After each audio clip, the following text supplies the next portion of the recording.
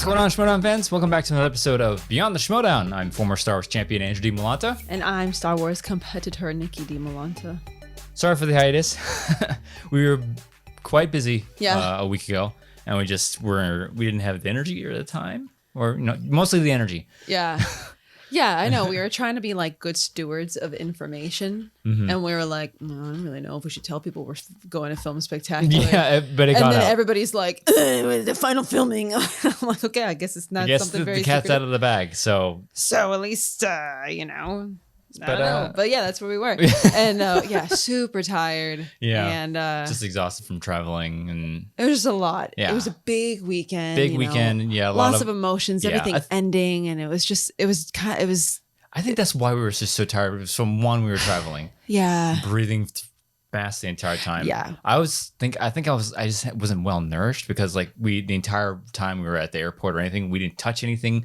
We didn't take the in-flight snacks. Yeah. Spirit going there was surprisingly more like, it was better than I thought it was going to be. Yeah, tolerable. It was more tolerable than I remember. The seats are still wildly uncomfortable on Spirit. I mean, I've never really sat Mm-hmm. in economy and was like, ooh, nice seats. No, but did you notice the difference between that and really? No, United coming back was like, oh my I mean, God, if you would put two chairs in front of me and I was able to sit in them back to back, then maybe. But it was the last time we flew was however long ago. I don't remember what that felt like on my ass. So no, I don't remember. Wow. Kind of like beer. It's all the same to me. Just like slightly different. Well, I think uncomfortable. I think airplane what seats. made the Spirit travel a little more like tolerable because we got seats right in the front. That was nice. That was real nice. Mm-hmm. So we were first aboard, first to get off. That was like the smoothest landing we've ever experienced. It's because we're at the front of the plane. Didn't realize that Yeah. was a factor. It's kind of like when you sit in the back of a roller coaster and it whips around. That's my mom's Yeah, favorite. because usually if I sit in the we've only done this like once. I think we did it coming back from my cousin's wedding. I can't remember. But we were at the very back of the plane, and like when we hit turbulences, the tail just goes like this. Yeah. And by the time we landed, I'm like, I got to hit up the restroom, and I just puked my guts out because I get motion sickness. Yeah. Not mostly air sick, mostly seasick and car sick. I never really get air sick, but that's why when we do travel, I try to get into at the very least the middle of the plane. Yeah. So, front of the plane's awesome. It was nice. It's very nice. I don't notice a difference with the seats. I just know that I'm was- sitting in the same spot for 6 hours and I'm just like, ugh. No.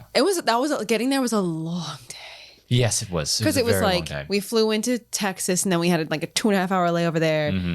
And it was just like long. And I'm like, I don't want to be here. Yeah, we were just I sitting sure in don't want to be Texas. here. People were boarding planes to go to Cancun. I'm like, Oh my God. good for you. I'm so happy for you. Good for you. But they were all dumb because, like, do you remember how many times they were like, oh yeah, they had to make "Yo, sure your passport you're was going to Cancun. verified. Can you have your effing passport out and make this easier on everybody?" No, it's because before you travel, you have to make sure your passport, one, you have one, and two, that it's verified, that it is And they were you. trying to verify people. Yeah, there were like 50 to 60 people that were dumb and didn't realize Not verified. it. Yeah, it's like, instead of just reading off a list of 60 people, if you don't think you verified your passport, just go up to the desk and At one point, they were rattling off names. Yeah, they're like, "Yo, you guys want to go to Cancun? we're not going to let you on the plane. So yeah. Yeah. And then, another half of the flight to get there. And then by the time we got there, it was like dinner time. We're like, what do we do? had We went to ramen. this pretty sick ramen place. It was good. The host was, I want to be friends with him forever. That has become a small tradition of ours going to California. What's that? The last 2 times we've been to California, we've had ramen the first night we're there.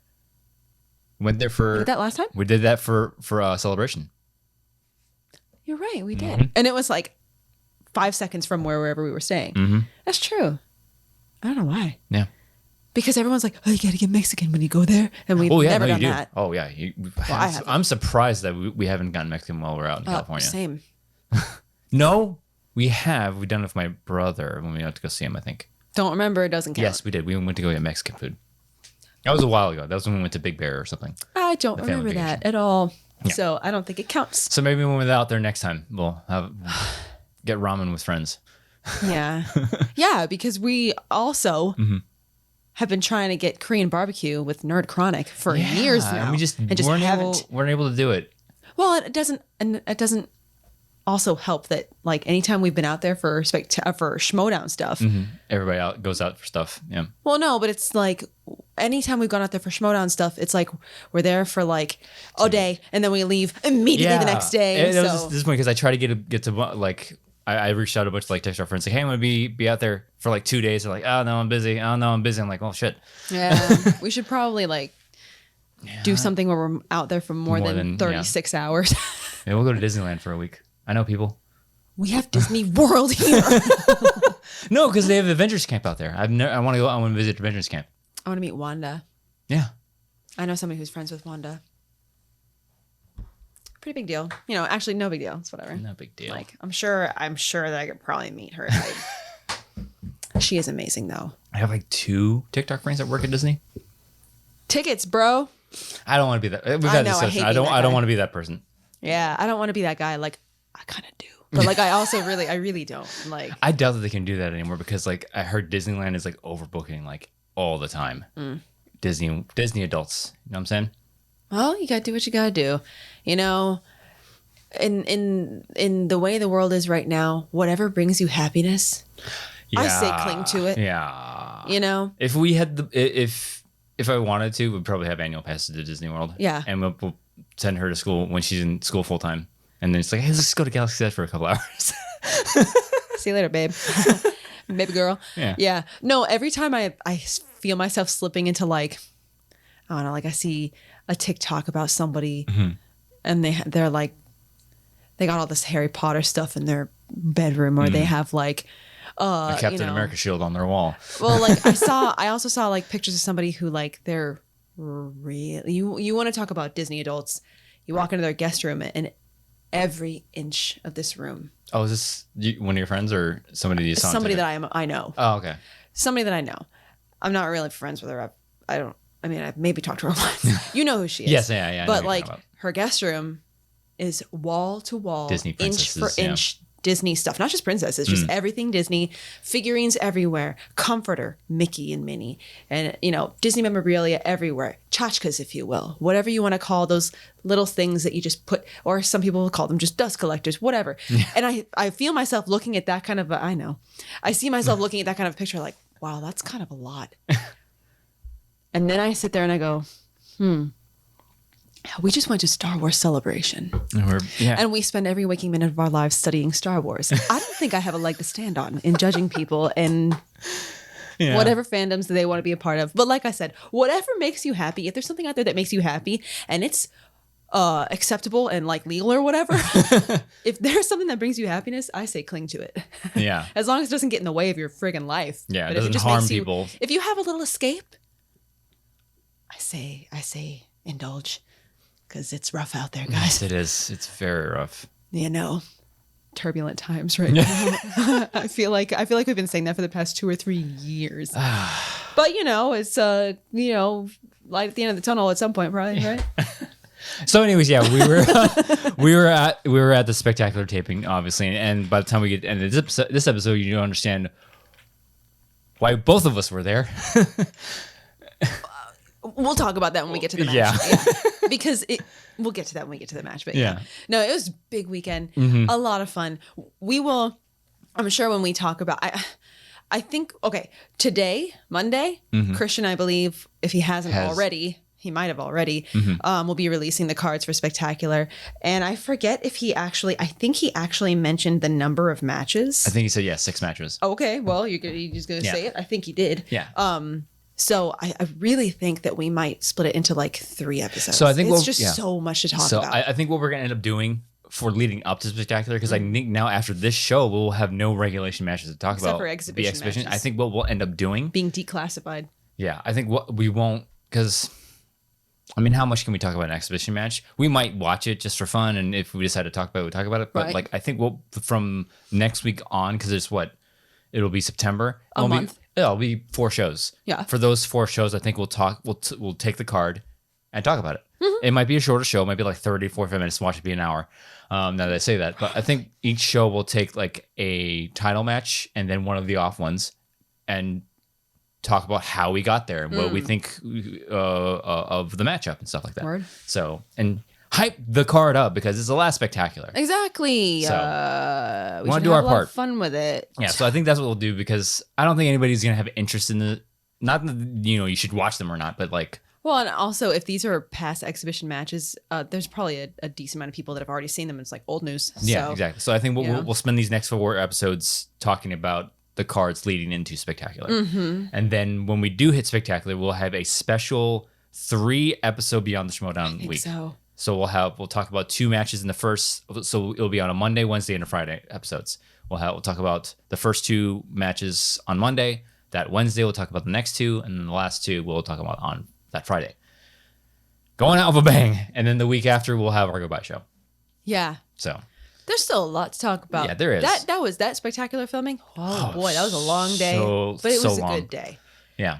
It was. I was nervous because I was like, the last time I came to California, I came home with COVID. So I'm like, I want to see everybody and I want to give everybody hugs and stuff, but I'm like, but it was. I mean, so far so good, But yeah, it was a long day, but it was a good day. Lots of hugs, lots of tears, lots of emotion that weekend. Yeah.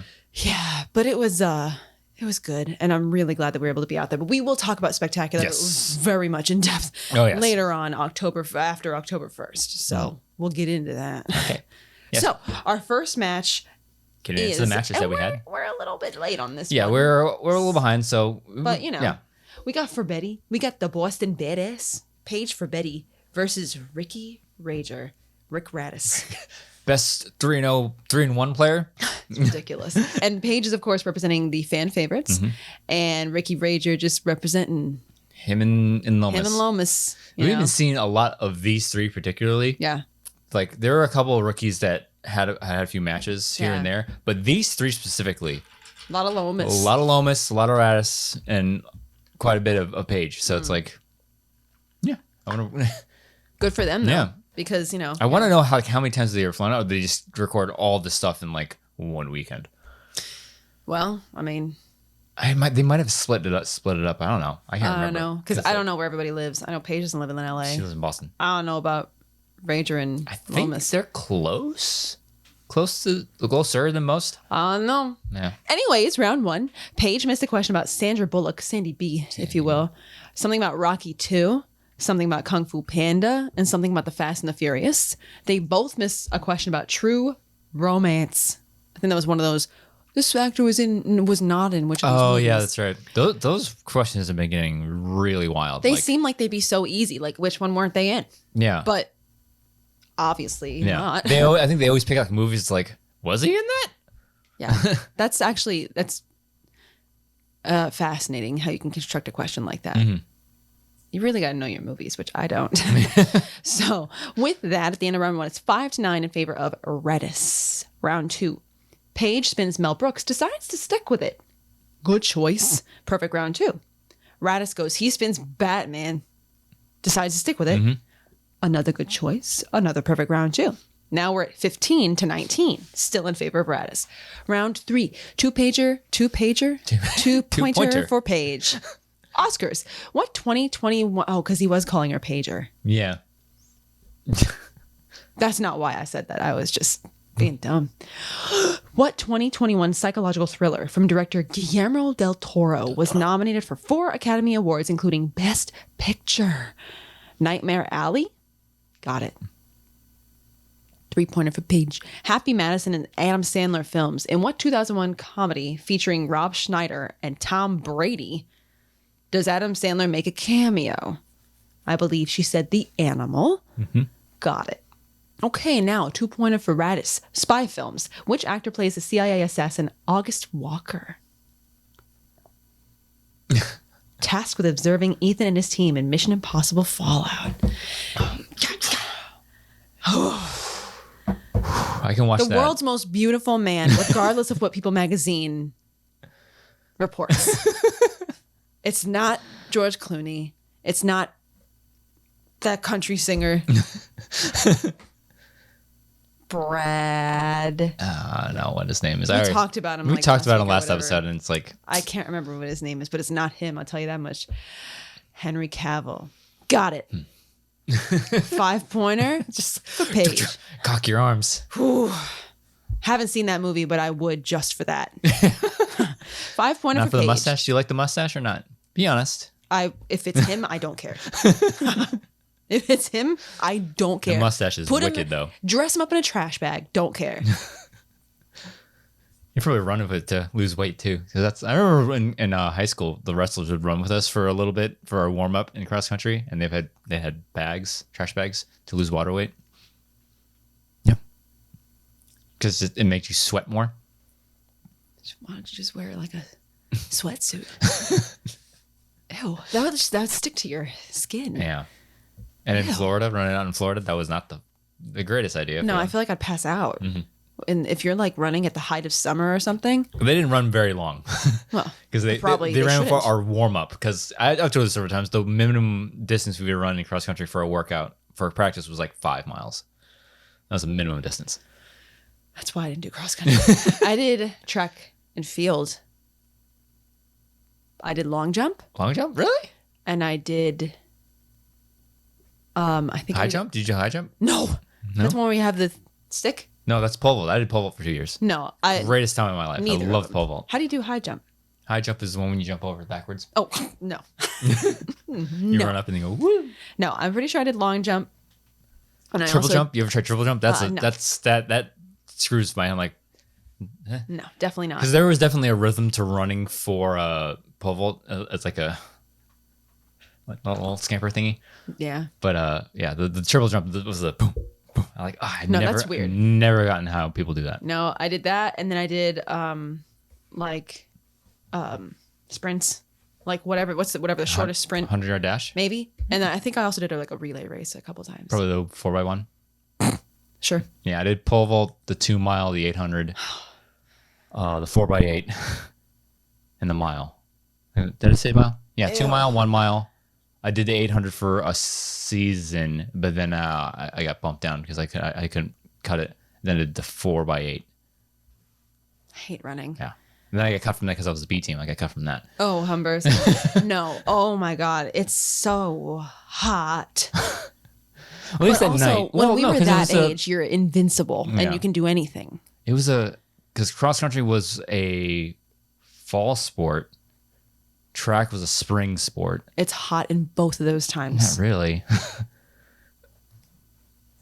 fall because like all the meets were at like freaking like 7 a.m. Okay, that might be different. Yeah. That might be different. But there was always one race we always dreaded because it was at 1 p.m. And there was, because usually I told you about like when we go out in the woods, we would throw bows. Yeah, that's This rough. was out in the wide open, no trees. We had to play nice. Yeah, 1, we had to play nice, but 2, there's no shade, and it's 1 p.m. and you're running a 5K.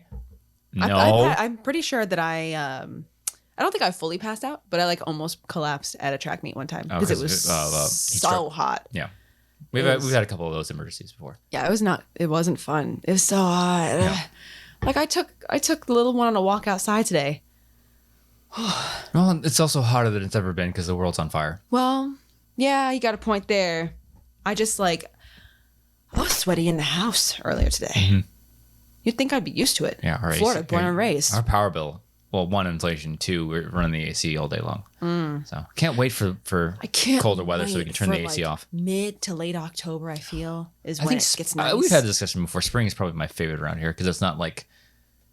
Spring's fun. Spring is really, really nice around here. But no, for like a week. I feel like, I don't know why, I feel like with each passing year, I crave the holidays. Because it makes you happy. It just makes me feel warm and fuzzy. Oh, I saw this one TikTok of this couple that decorated their front like fall foliage, like fake leaves. I'll look at it. You gotta show me. Because I want to do more stuff. It was a lot of effort. I'm like, oh, it was like really not country bumpkin, but it was like one of those country decor. No. It's like we've had this discussion before with the basic ladies. I don't want to use that word because but it was very basic. Quote unquote. Hello, pumpkin. Yes. Yeah, it was one of those couples of like that's the better thing for it. And it was like an Instagram couple. Lattes with spice and everything nice. Yes. Yes. And not necessarily my speed. Yeah. But yeah. I mean, we could put a fall wreath on the front door. We could. Well, the wreath that we have for Christmas, it's got to go. We can get a new one. I think we'll make a UCF one. We should try one where we can switch the decorations out. Yeah. And make it a fall one. Make it a Christmas one. We can make it a Halloween one. We can make it scary. Make it a football one. Or a football one. Thursday. Football's back, baby. No. Football's back. I strategically Oh man. got them out. Only 2 of these size tumbler and the other one's football and I didn't grab it. How embarrassing for me. Where were we? Henry Cavill. No. Yes. Yeah. All right. You'll get more of that. Huge show just full of tangents when the Schmoedown's over. You like it? Stay with us. Stick around with us. 5 pointer for Jesus. 5 pointer for Paige. Morgan Freeman. Morgan Freeman features as CIA Director Bill Cabot alongside Kieran Hines, Bruce McGill, and Ron Rifkin in what 2000's thriller. And I'm going to level with you. I did not get the answer. However, I do know that she didn't miss it, unfortunately. So with that, 20 to 21 in favor of Rick Radis. Daddy-O's pulling out the win for his last 4-1, Daddy-O. The best 4-1 player you ever seen. And I will say this is the best match, in my opinion, that he's played. Oh, he was doing really well. He was on it today. Or for this episode, whenever they filmed it. I mean, he only had answers 2, perfect round 2, and only missed 1 question round 1. Yes. So he only missed 1 question. He only missed 1 question the entire time. So that's great. Yeah.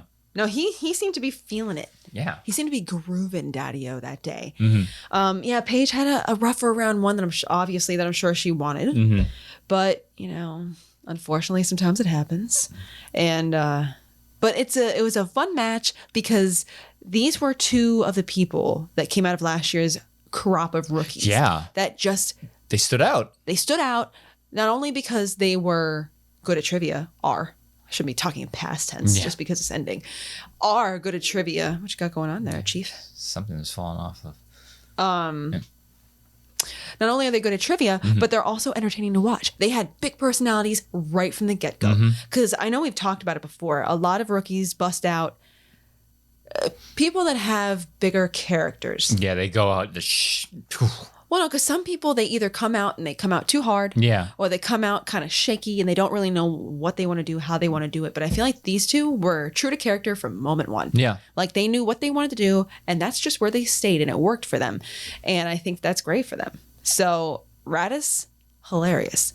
Like when he was first introduced, I'm like, who is this guy? What are we doing? Like, but I love him. He's hilarious.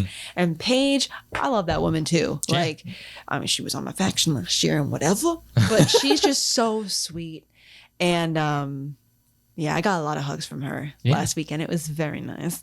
But yeah, these are 2 competitors that I'm glad they were able to stick around for a second season. Exactly. They made a name for themselves in the digital, like, because there's a huge influx of not only rookies, just like across the board. There's so many matches, so like returning stars, new stars, and yeah, that was a lot. And to be able to get to a place to where you're around this season, and especially for one of the last regulation matches, that says something. That means you made a mark enough for people to, at the very least, for Christian to keep giving you matches. Exactly, because there were tons of people, rookies and non-rookies alike, that we saw last year that we didn't really see this year. Point in case, Horowitz was blazing out of the gate. Had a really rough day. Yeah, had a really rough live event, and then he went into the teams tournament.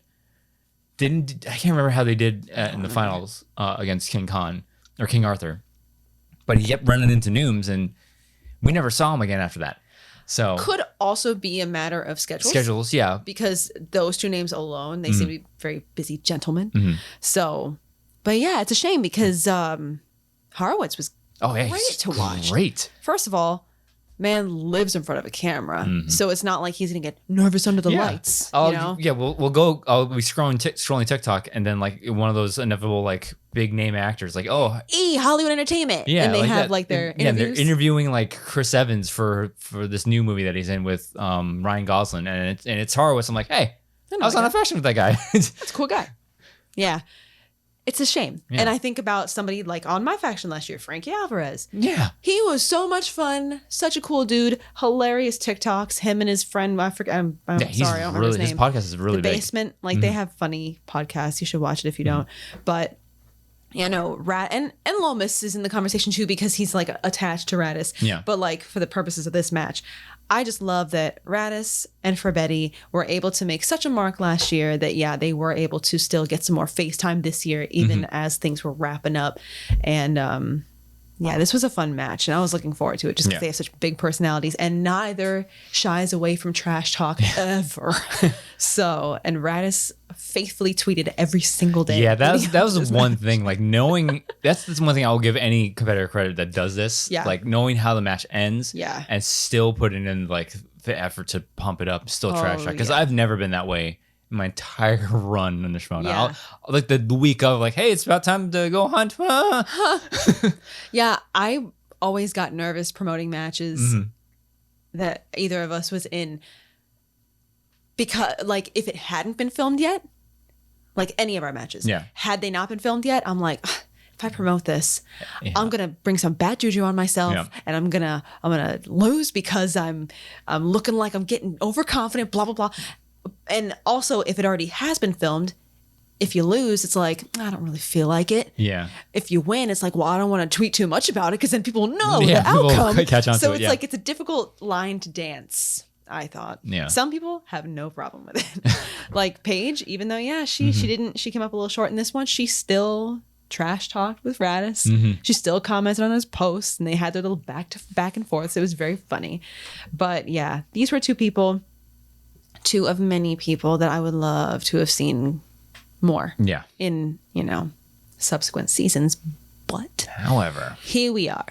So fun match. Good farewell match for them. Yeah, it was a good last match for both of them. Yeah, I know Paige probably didn't end the way that she wanted to, but at least you're in one of the last matches of the season. So and you got to be in a match with the greatest 4-on-1 competitor. So everybody wins, kind of. 4-on-1 daddy-o. Next up, we have an interesting teams match here. We have the return of the legend himself, Mark the Android and Draco, teaming up. Teams champion. Two-time teams champion, teaming up with two-time IG champion, Kevin the Smasher Smets, representing the dungeon. Very interesting. I know, right? They're calling themselves the Alliance. And then they're going up against brand new team. I mean, they're a brand new team also, but not brand new competitors. Yeah. But like going up against a new team and new competitors. Wingblades of Glory, which consists of course, Glory Jean, who we just met in her introductory match with Chandru, right? And Sean Wingblade.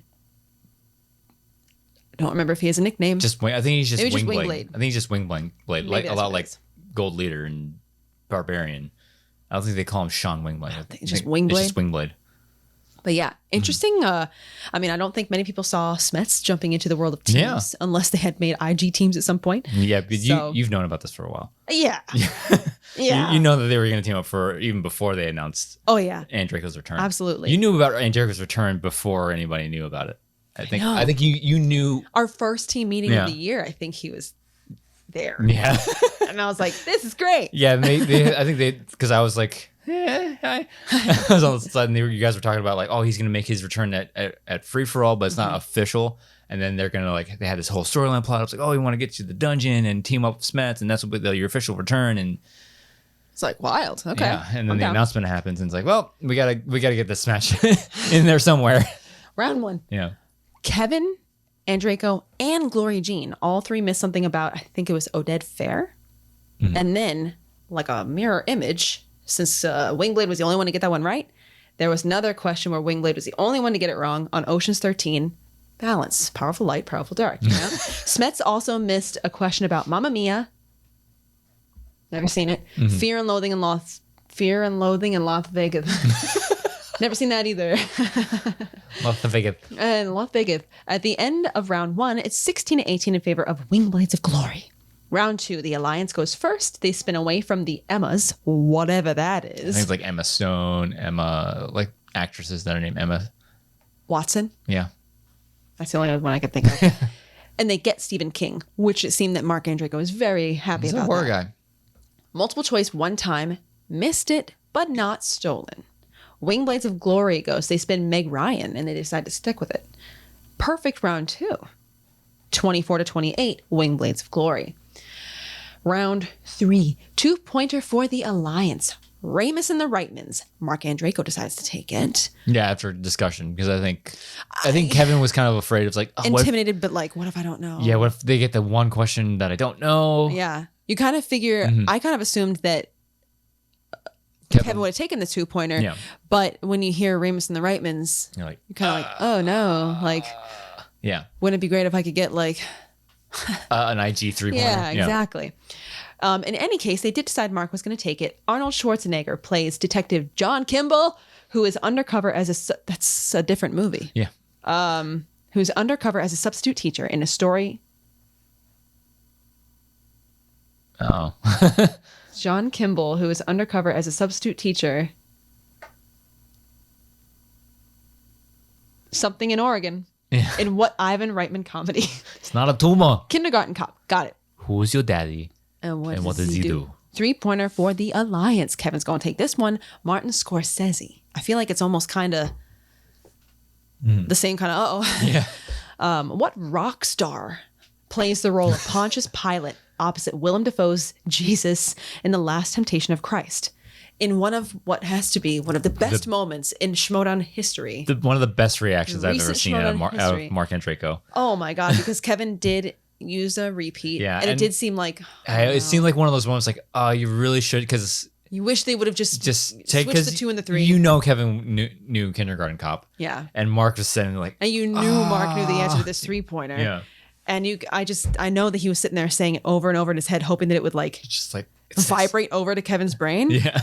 And like Kevin, he did his repeat, whatever. And then he goes, I don't know, David Bowie.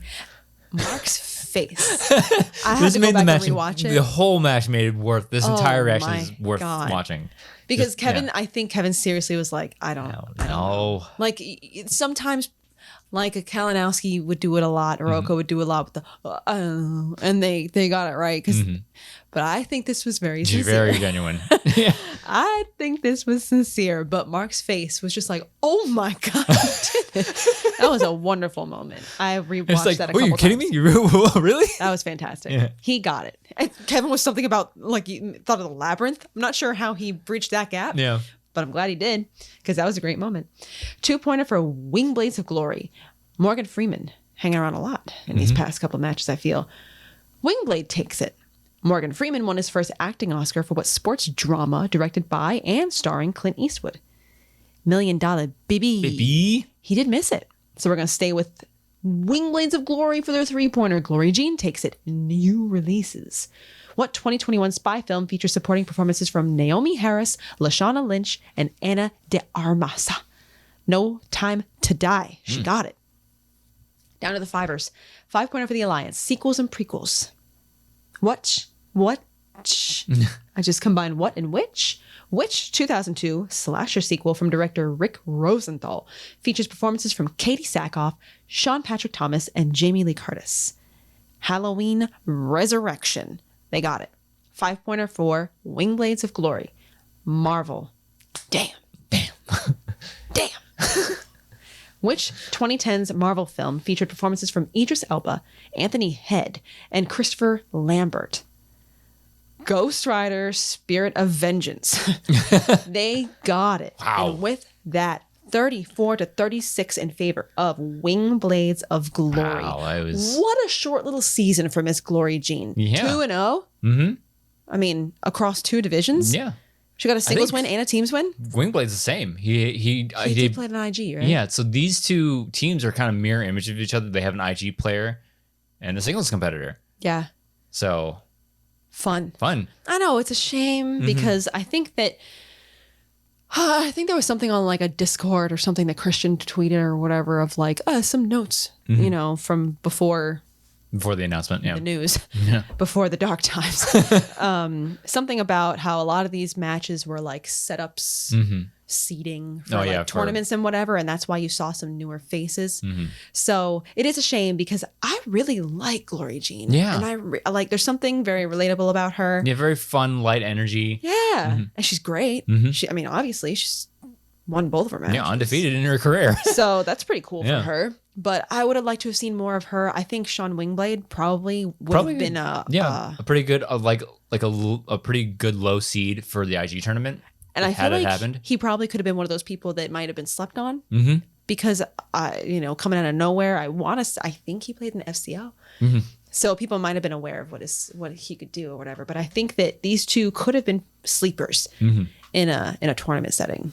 Yeah, because I think they weren't going to have a massive tournament like in past. I think they probably wouldn't like a 16 singles tournament, an 8-team. I thought it was going to be 8. I don't. Yeah, well, I mean, singles is big. 8-team tournament, 8-team IG, 8 competitor IG, and then like an 8-team 8 competitor Star Wars thing. They weren't going to go as big as they did last season because last season's 32 competitor singles tournament. That was took a lot. Up basically half the season. That was a lot. I think they would have shrunk it.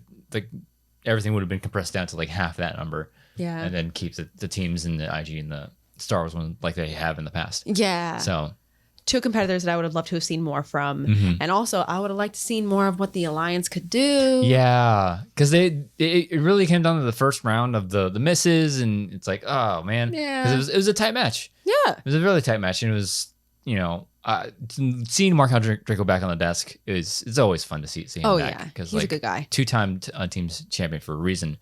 So yeah.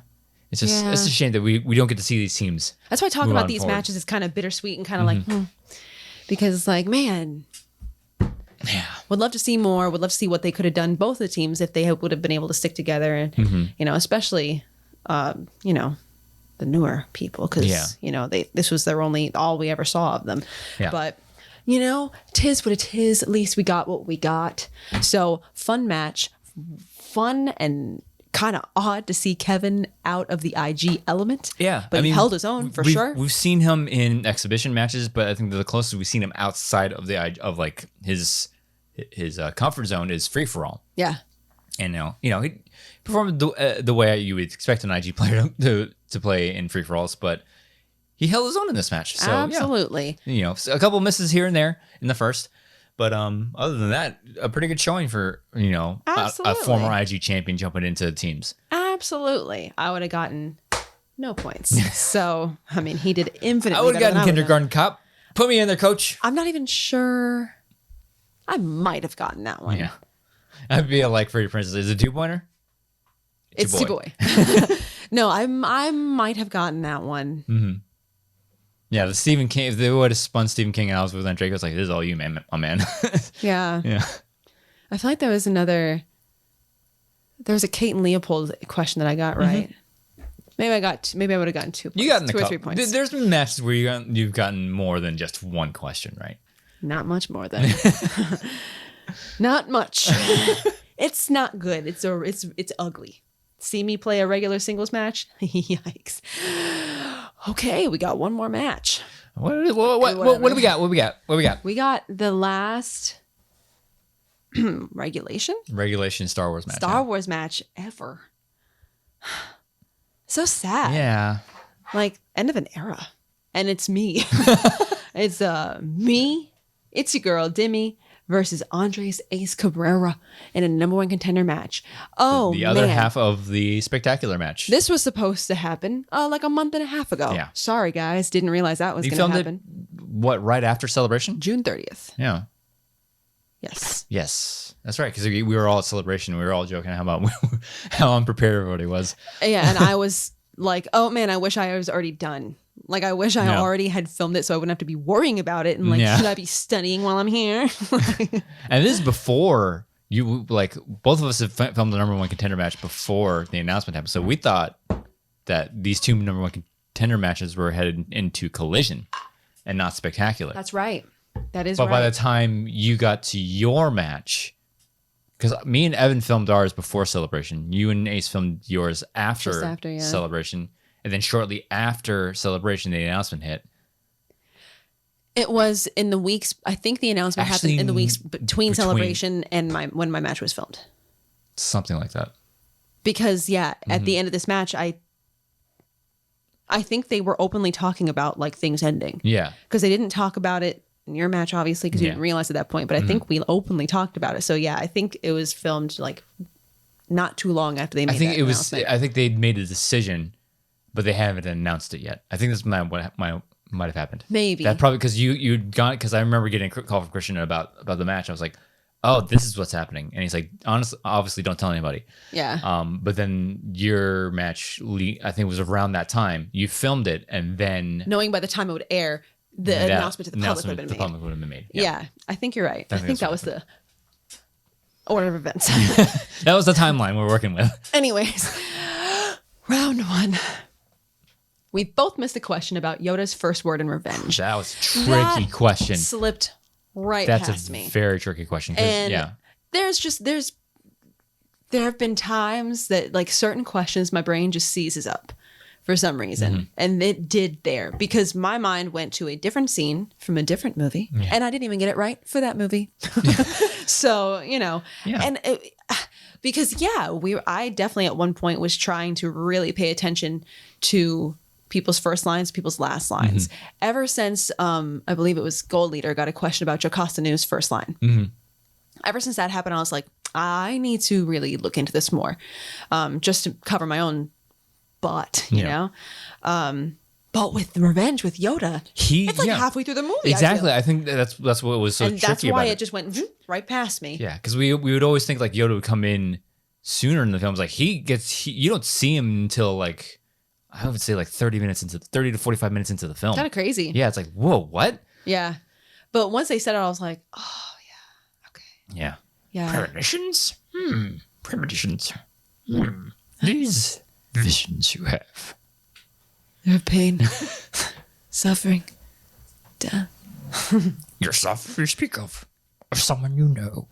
Someone. Yeah, I wonder how long we can go on with certain scenes. Maybe it'll be a going rogue. I feel like you be carrying that a bit. There's certain scenes that I can quote the entire scene. Like Last Jedi, not one of my favorites, but that one scene, the Snoke one, Snoke and him making Kylo Ren take off his mask, I can quote that entire scene. It's one of the best scenes in the entire film. Love that scene. I love that scene. And then there's another scene in Last Jedi that I could quote. It was the one with when Luke was describing when he like thought of whacking. Oh, when he tells the truth to Rey. Yeah, and I was like, with shame and consequence. Oh yeah, like I love that scene. I don't know why. I love the way Mark Hamill delivers those lines. I'm still mad that he never got any kind of Oscar nod. I think for anything in Star Wars. If it was going to be for anything he did with Star Wars, I think his performance in The Last Jedi would have been the one. He does such a great job with that. I'm still mad at what he was given. I know there are people that are like, oh my god, not my Luke, but what he was given, he did magic with it. I think it was one of his best performances in any kind of Star Wars capacity. Shame. Yeah. And then Ace missed a question about the actress that plays Attilie in Solo, Miss Samantha Colley. And then he missed a question about Tally's full name. I hope I wasn't being this is like I asked you afterward, like I hope I wasn't being I didn't challenge. Yeah. I mean there was a little bit of discussion cut out, but I didn't challenge. Yeah. He answered Talisa Lintra and I answered Taliesin Lintra. And I was just he answered first and I was just kind of like Taliesin Lintra. And they decided that it's the Julia Roberts. Yeah, like I was like, You're one letter off. Yeah, because like if you omit a letter that really changes the name, like finishes the name. Yeah, if you like, he left the entire letter off. Yeah, so it changes. It's a completely different name. And also, full transparency, I didn't spell Taliesin right either. I think your misspelling was it didn't change the name enough because I spelled the end of the name SON and I believe it's SAN, but still sun same kind of sound. So you this is where benefit of the doubt comes in. Yeah, but I was like, I hope that wasn't like. No, it was I think it was the right call. He omitted a letter enough to where it changed the name completely. So it's a lot like I already forgot his name. With Julia Roberts. I don't remember who did that, but yeah. It was Ethan Irwin's partner. I forgot his name. Ethan Irwin's partner? Yeah, from the season. Oh, Nick Harley. Nick Harley. Yeah. Oh, right. Yeah. I forgot about that. Yeah, That's so right. it's that kind of thing when you completely omit a letter that really changes the name up. So. Yeah, that's a real heartbreaker for Julia Roberts. Yeah. But yeah. I mean, you clearly know who you're talking about, but yeah. So yeah, that happened. And then he also missed the homeworld of Doug's, Malistaire. Malistaire, yeah. Pixolito. More specifically for Sebulba at the end of round 1. It's 6-9 in favor of me. Round 2. Ace goes first. He spins away from Rogue One and he gets the prequel trilogy. I think he likes the prequels. Yeah, I think he's a prequel kid. I think he likes them. He did have a 2-point miss though at the gate. This is a very easily missed the question because it's like total Oscar nominations for Attack. Yeah, he said 2. It's 1. Yeah, so I did steal it like a jerk. He went to multiple choice one time, got it right. Who played Jedi Padawan Baird Jace? Full transparency, I don't know who that was. I didn't know who that was. Yeah, and the answer was Jason Baird. The saving grace about this question with multiple choice is there's so many. They love anagrams in Star Wars. There's so many names that are just the rearranging of letters of people's actual names, and this happened to be one of those. Baird and Jace, played by Jason Baird. Yeah, and I remember looking up this character, and their master. Looked him up too. Yeah, their master wasn't. Kin or Chin or something like that. And that's the thing, like their master wasn't somebody of like complete note, like it's like, okay, it's a Jedi. I don't know if he was on the council or not, but I was like, these are one of those questions where it's like, why are we asking about this specific character? Yeah. Rather than another character with more relevance. I kind of agree. I looked him up because I was like I looked him up and I saw the picture that is used for him on Wikipedia, which seemed like not a still from the film. Yeah. And I looked him up because I was like, show me what he looks like in the film.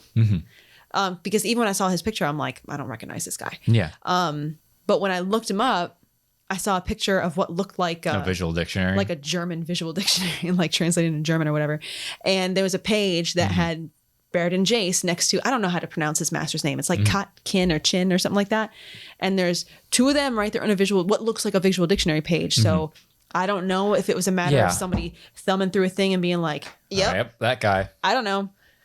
And I've voiced this concern, this issue multiple times. It's like, why, like, whoever wrote the Evan Travis Fishburne match, oh my God, where are those questions? Because that is an example of a match that is brilliantly written. The questions are all over the place. Both of his matches had fantastic questions, and they're relevant to the movies. Because when you're asking me about an actor of a Jedi that we can't even find, when we look him up on the Google machine, a picture from the movie doesn't show up. Yeah, it's a picture of a visual of a corner of a dictionary. It's like that's the scary thing about Attack of the Clones, because when you talk about Petronaki Arena, there's I don't know, 212 Jedi to talk about. And if you go digging through a visual dictionary, like, that one. Yeah, exactly. And that was my concern. My worry is like, we're asking about people that like don't even have line. They have almost no screen time. And we have yet to get to, we finally got to Suma Verminoth. Yeah. We finally got to that. We finally got AA4B Truck Speeder. And like in like the 4 seasons I've been playing, it's like, we haven't got to these, like, everybody's like, oh, we're going to run out of questions. No, we're not. We've, like, with all these great matches, we've only skimmed the surface of hard level questions. Yeah. And it seems like whenever, like, a match like Travis Fishburne versus Gold Leader happens, it's like, where were those questions for the rest of the matches? Those are fantastic questions. They were so good. They're so good. They're questions that are like, about things that are relevant to the movie. Questions we would have written if we were question writers. Exactly. And they're right in front of your face. Yeah. They're not like, hey, who's that guy in the back? No. Not Mace Windu. That guy behind his armpit. Who's that guy? Yeah. We're asking about that guy and not the Suma Verminoth. There's plenty of hard questions that are still like they're right there. They're right there. And we're still asking about actors that, like, I can see some actors being asked about because of their relevance to, like, maybe they're a second AD or they were Phil Tippett. Well, the or something thing like that. is I think that this guy, this actor was like a part of the crew in some capacity. I think he was like a makeup something, or I forget what he was. But that was another thing, and I'm like, is that maybe why they asked about him? Was he in the credits? And that's the thing. It's like, I wonder if he was credited. That might be a thing too. That's my concern, is that like the writers aren't going to the movie. They're going to credits and dictionaries first, and then trying to find them in the movie, then going the other way around of watching the movie and then writing the questions. But also, full disclosure, we have no idea. I have no idea. We're just guessing. But yeah, that's when something like this comes up, and it's like, I have never heard that name before. And if either of us have never heard the name before, it's like, all right, not that we're the be all and all. Like, I don't want to sound like that. But like how far we've always gone to fill our notes, it's like, I've never heard that name before, and I've concentrated a lot on actors. Yeah. Because and we'll have a discussion on like our goodbye show and our spectacular. Yeah, we're going to talk about like study methods and stuff like that. But like we would always pivot, and when we would pivot, we'd find stuff sort of this caliber. But when we come across a character in actual life, it's like, wait, who? Yeah. Why are you asking about this person when we have a million other quote unquote more relevant people you can ask about? Yeah, like if we're talking about actors, like I understand why you'd ask about Otillie. Yeah, like. She has a speaking line. She has a speaking line. She like was right there, front and center. Front and center. Even if she didn't speak. Yeah, and they're discussing Doc Ondar, who is, as far as trivia nerds go, he has a big part in the Star Wars universe. You can see him in his Den of Antiquities at Galaxy's Edge. You can actually go see this character in person. Yeah. So it's like, I understand when you ask about that person, but this. Yeah. One of 212 Jedi that are in the Pachinaki Arena. It's like, that's a slippery slope. Not only asking about you're not asking about the character's names. Like, who plays him? It's like, yeah. Who cares? I wouldn't even know his name. Like, there was maybe like 2 Jedi in the Pachinaki Arena that we looked up. More because it was funny. Like the girl that goes, yes. Like we looked her up just because she looks ridiculous. Yeah. But she was also, I feel like there was another reason why we looked her up too. Because she appears next to Coleman Trevor when they maybe, and then that would have been an easy question to talk about what Jedi Master played by Mimi Derefit, or the other way around. Yeah. Because, but yeah, no. If we would have had the opportunity to be question writers, which is what we were hoping to do next season, but yeah, I would love to go into how we would structure our questions, and because we did. I mean, in our note cards, we have how many thousands of questions. So we essentially were question writers just for us. Yeah. But like your method, and we'll get to this. Your method of writing questions for cards was way different than mine. Mine was more factual based, and yours was more like, hey, who is this? Well, I tried to write them as though it was coming from a Schmoedown question. I wrote it as if to bury information in the actual definition, so if it ever did come up again. Yeah. Some of yours, I was like, what are you asking about? And then you never know. Then you tell me the answer. I'm like, oh, why don't you just say this? No, because you got to. I wrote it to force me to think harder about the answer. Yeah, and maybe there's information in that question to where it would actually come up for another answer somewhere else. Yeah. So that was my method. Yeah, we'll talk about. That'll That'll be fun. But, yeah. So why are you asking about this one? Barrett and Jace. I don't know. Don't get it. He's either in the credits or he's in the visual dictionary. That was my 2 guesses. I guess. I spin away from droids because I'm like, I feel comfortable. There's really no category that make me go, oh no. But I mean, droids, just like Baird and Jace. Yeah, you can could go ask pretty wild with those. About, like one of the questions that one time Bibiani asked you in a study session that I was like, how would they ever ask about this was the BGJ-38. Oh, yeah. In Jabba's palace.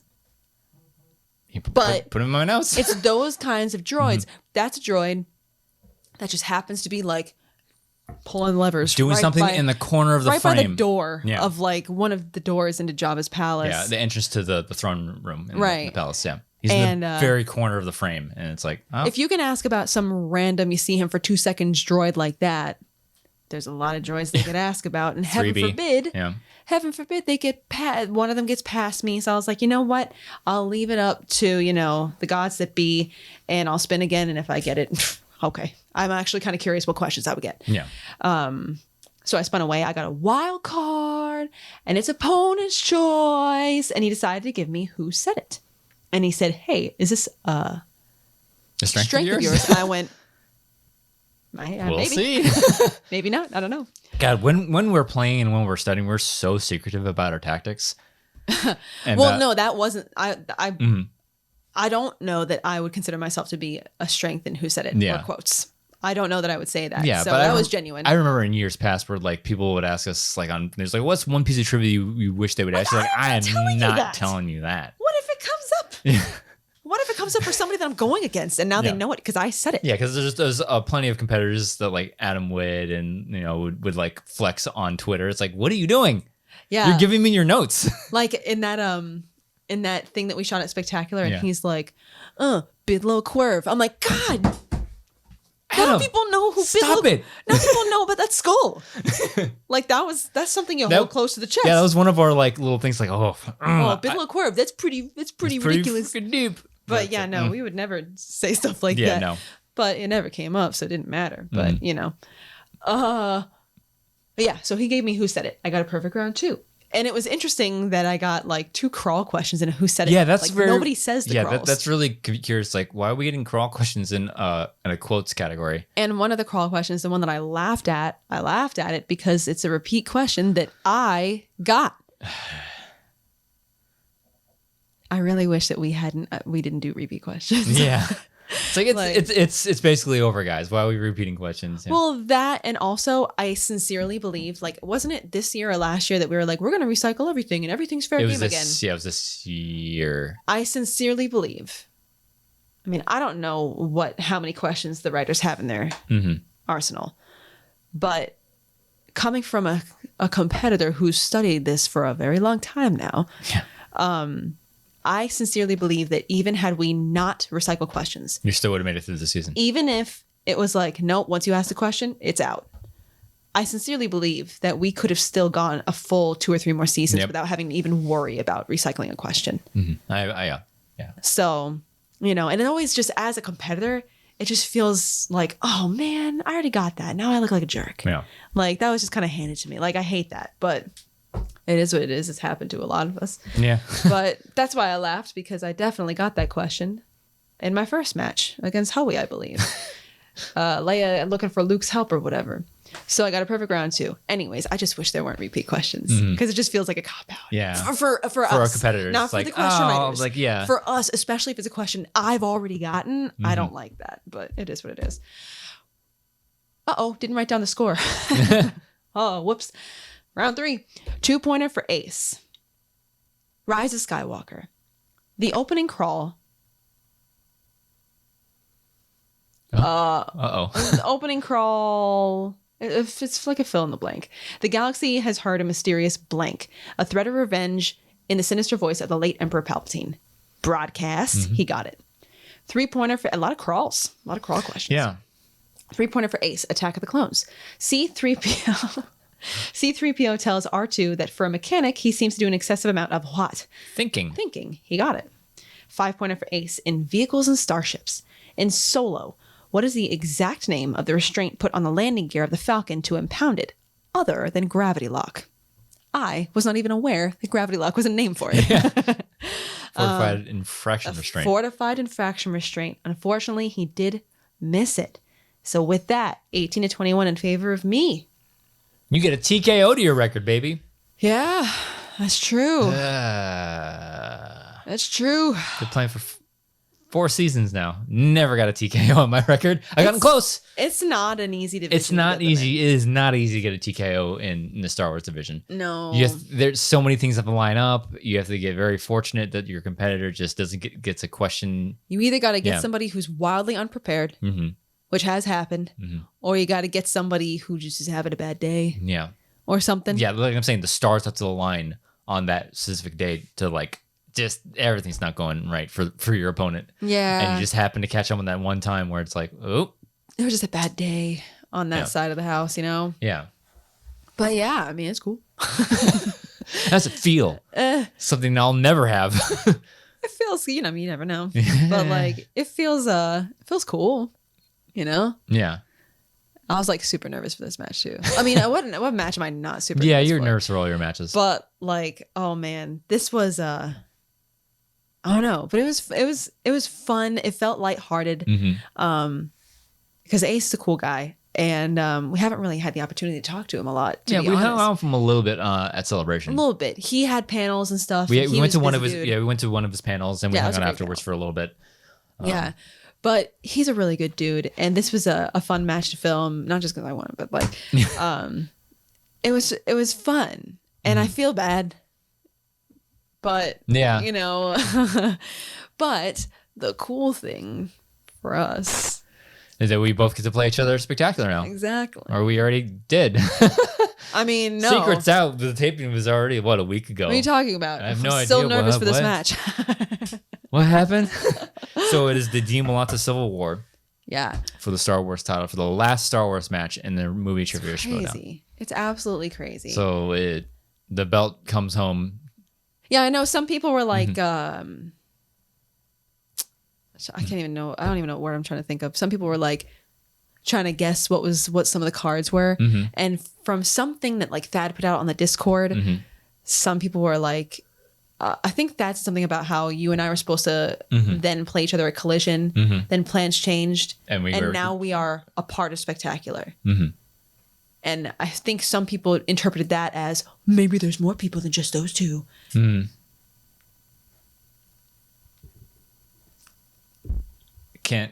not confirm nor deny. Oh. Well, I mean, the card was probably announced today as of the releasing of this episode. But when you have when you have two number one contender matches, you don't normally just like throw in other people randomly, unless there was other number one contender matches. So this title match, whether it's like Collision or Spectacular, has been mapped out since the beginning, from when they announced what the Star Wars division is going to be about. And ever since Thomas vacated the belt, we already knew where these matches were headed. Yeah. So it's like it was safe to assume that whoever won these two matches will be playing at Spectacular for the title. So, I mean, could there be a fun curveball for the Star Wars match at Spectacular? Maybe. But most likely, yes, it is us for the title. I mean, and the announcement probably has already happened at this point. Yeah. But, yeah. So, like, do we talk about it as if it's just us? I'm going to say yes. But yeah, the cool part about it is to know, regardless of the outcome, exactly, the belt comes back to House of Dimalanta. Exactly. And I think the other really cool part about it is that regardless of, it's pretty cool for us. I'm sure there are people out there that are like, oh man, but like for us, it's pretty cool because either way, it's history. If it's being leading into this match, it's the first time a husband and wife will be playing each other for a belt. Well, that too. Yeah. But like when it ends, if I win, first female champion of the division, which is cool. Yeah. You win, first 2-time champion in the Star Wars division, and the only one. Yeah. Oh yeah. Well, yeah. Only, both would have been first and only. Yeah. But yeah, well, things are ending. So, but yeah. It'd be history either way. So it's the kind of thing where it's like, you don't want to lose, but even if you do, what better person to do it lose with? To, yeah. So it's pretty cool for us, and it's also kind of weird because, like, if it was anybody else, we'd be like, study. But because it's us, it's like a stressful, the least stressful match. Don't get me wrong, I was nervous that day. Yeah, like the closer it got, I was like, oh my god. We'll leave this more discussion when we get to our spectacular recap. But yeah, don't get me wrong, I was still nervous. Just a different and a bit less nervous than before. Like I didn't want to throw up or anything. But but yeah, it's cool either way because I know that this year didn't shake out the way that any of us thought it would. Yeah.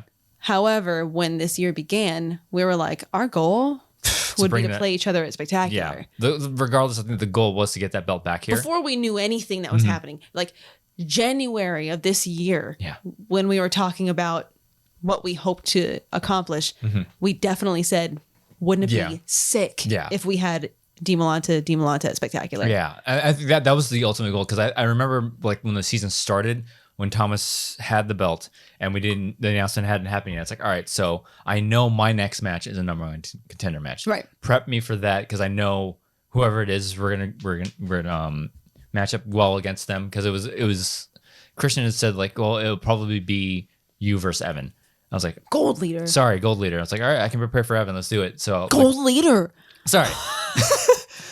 But I remember the conversation we had at the beginning of the season was like, all right, most likely my next match is a number one contender match. Let's prepare for that. And then the dream scenario would be I win a number one contender match. I take the belt off of Thomas.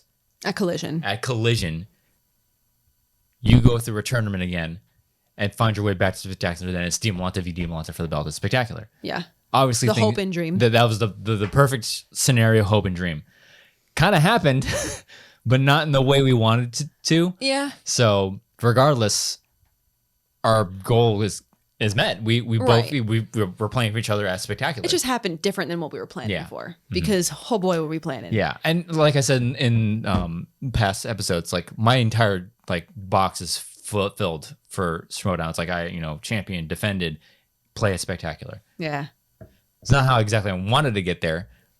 But regardless, I get to play a Spectacular. You play the cards you're dealt. There's nothing else we could really done. I mean, we would much rather have the season played out the way that it was supposed to have or originally thought it would have played out. Absolutely. But, when circumstances change and it's kind of like, well, here's what you get now. What are you supposed to do? Be like, no, I don't think I can do that. That's not what was originally supposed to happen. Like, what do? You play the cards you dealt. Yeah, play the game. Just play the game. So, this is a thing now. So we're going to play each other, whatever. And it's going to be a thing. It's going to be fun. A 5-rounder. 5-round, yeah. Buzzers? I have not played in buzzers. We'll talk about it. We'll talk more about the lead up to this match when we get to the recap. So Yeah. It's going to be, we're going to have tears when we do the Spectacular show. Mm-hmm. No doubt. Oh, yeah. Like, just the emotion of everything ending. Yeah, that day was just full of like so many different emotions. Yeah. Like seeing people we haven't seen in a while. Yeah. Meeting people that we've never met before for the first time. Yeah. And then obviously playing each other. Yeah. And the outcomes of all the matches. Yeah. And then obviously the whole like recap of like, oh, this is it. So and we'll talk. I don't want to talk too much about it because we don't want to give too much away of what you're gonna like see and stuff. But I would be shocked if everybody watched the Spectacular and 0 fans get a little choked up. Yeah, like because they're great matches. I mean, assuming the card has already come out by now, by the time you're watching this. Because we're recording this on a Sunday. The announcement is supposed to happen on a Monday.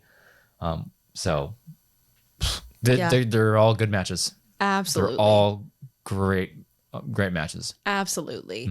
And I'm excited to talk about it. It's going to be a lot to talk about, but it's going to be a lot of fun, I think. But yeah, it's finally happening. Yeah. But yeah, as far as Ace goes, like I said, great guy. Like I obviously like it's what the Schmoedown kind of has an effect on us sometimes where we're like, oh, when I first played Laura and I lost to her at things, like kind of held a grudge. Sort of like very, very sourly had a grudge, and then we meet her in person and kept talking to her. It's like, oh no, she's a very wait a minute, she's nice. She's a very sweet girl, a very sweet lady. Glad to have like met her through the Schmoedown. Like, oh, we're lit. We talked to each other offline, and we finally got to see her in person again at Celebration, and just reinforce how awesome these people are. Yeah. Ace is no different. Again, losing to him in tournament was a very hard pill to swallow, and I did hold a grudge for a little bit. But it's not like it's against you; it's against 88. Yeah, that stupid droid. And he's had one of the best runs in the Star Wars division. Like he got to play for the title at Spectacular against Alex, coming in for a play-in. Yeah. So one of the best runs we've seen out of a Star Wars competitor, especially after that knockout when a loss to Parker in the IG. It's like, I mean, how far can Ace go? Yeah. Really. And then you just Cinderella story of that year. Yeah. So, I mean, there's not much more you can say about him. He's a great guy, great personality, knows a ton about Star Wars. Oh, yeah. Has one of the best records in the division when all is said and done. But yeah. I'm glad both of us got to play him. I'm glad one of us got to beat him. Well, I had to stick up for my man and take a little bit of revenge, if I can do it. Yeah. So, Well, yeah, I'm excited. I'm excited that we were able to get through these matches and meet each other at Spectacular. Finally. It would have been a shame if we had gone through me eventually joining too and never being able to see each other in the ring. Yeah, that would have been. And the fact that it gets to be live too. So Studio, yeah. Because it would have been like fun. If it was digital. Yeah, because they gave us the offers like you can stay in Orlando and we can make this a digital match. I'm like, no, we got to do this. We got to do this. We have to do this properly. If this is the last Star Wars match, and especially it's between us, it's like we got to do this right. Yeah, we have to do this right. Yeah, and we want to do it like with everybody there and in front of everybody. So yeah, that's why we decided like, no, we have to go out there. So we did, but. That won't happen until October 1st. So we have a whole month to stew on it. Yeah, but like we said, leading up to Spectacular, what we will do, since the card will have already been announced by the time you watch this, hopefully. Probably. We will go through the card, probably break it up by division, and then maybe put, because there's 6 matches. Obviously, all 4 titles are on the line. Mm-hmm. So yeah, 4 titles. So we'll maybe one week we'll do the team and then IG, the Star Wars, and the singles, and then we'll find places to put those 2 off matches. Yeah. So whatever they are. I mean, we have no idea what they are. It's not like we were there and watched them. But we'll find a way to put those in there because they're good matches. Oh yeah. And we'll talk about them. We'll like how we get to this point. What we think of the matches, what we think of the matchups, but we can't pick because we already know what happens. Yeah, that wouldn't be fun for you guys if we were like, I think this person's gonna win. Wink, wink. But yeah, we'll just talk about the cards and what to expect and what we think of, because there are a couple of matches like, wait, who's playing who? Yeah. What? Definitely. Yeah, there's a couple of like, whoa. Okay. But. Yeah, it was a lot of fun. And I mean, like you said, when we do like our farewell, whatever, we'll definitely dedicate time to just the Star Wars division. So if you're not into that, then I don't know why you're here. Yeah. But we'll definitely, because what are we gonna do with him? But like, what are you gonna like? What more could you say about Ace? Like you said, like he's just a good dude. He's a fantastic competitor, and I wish I would have said something like that in my post-match interview, but I just you're always put on the spot. We're never always prompted like, about questions. My brain's turned off. Like as soon as the last question happens, I'm just like, there are no more thoughts up here. Forget how to function. But brain cells are just not firing. My last 2 brain cells just trying to rub together for a little bit of warmth, and it just never works. But because I always am like, in the post-match interview, gotta give props to the other person. I don't think I ever have. I've done that once. I've done that once, and I think I did it with Laura. When we played for the title. I'm just always like in a fog. Like, what do I do with my hands? But Ace not going to watch this, but he's a good dude. He's a really good dude. I was very nervous for that match. So, but it worked out. Mm-hmm. And now we get this and whatever. So, we should do a Rocky 3 freeze frame. For promo? That'd be funny. Yeah. No, they already did that with Roca and Merle when they formed the 5 Horsemen when Bateman lame joined. Whatever. But anyways, yeah, that's what we'll do, because I don't know what we're gonna do with the exhibition matches. Yeah, they're older matches and people have probably already seen them. Yeah. Unless I mean the Mara and Dan.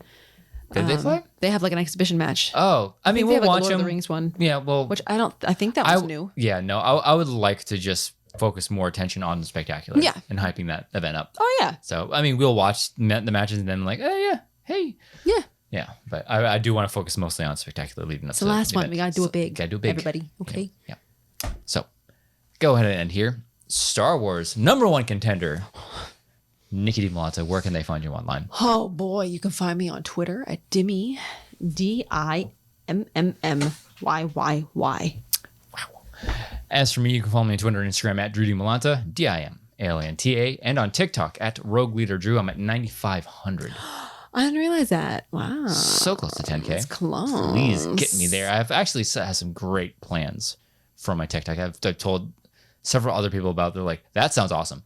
So yeah, it's gonna be fun when I start working on that stuff. So follow me there to be updated on that. If you listen to us on audio form, please follow, feed, and rate us. And if you're watching on YouTube, like and comment, subscribe, and click the bell icon in the lower right-hand corner so we do things on the YouTube. Thank you for joining us on this episode of Beyond the Schmoedown. We'll see you guys next time.